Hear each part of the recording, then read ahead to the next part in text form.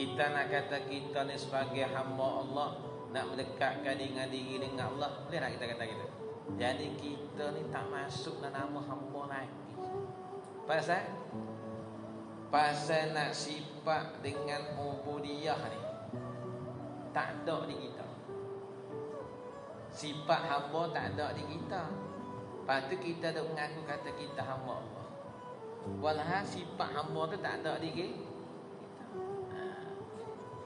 Allah, kita nak mengaku kata kita hamba pun rasa malu tak kan?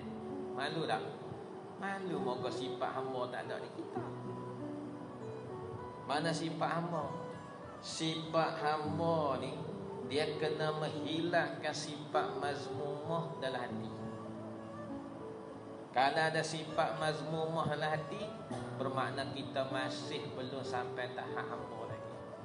Bodoh manusia je. Tak nama sampai hamba lagi. Pasal tak ada. Pasal apa? Pasal dalam hati kita tu ada sifat-sifat yang dicela syarak. Mana?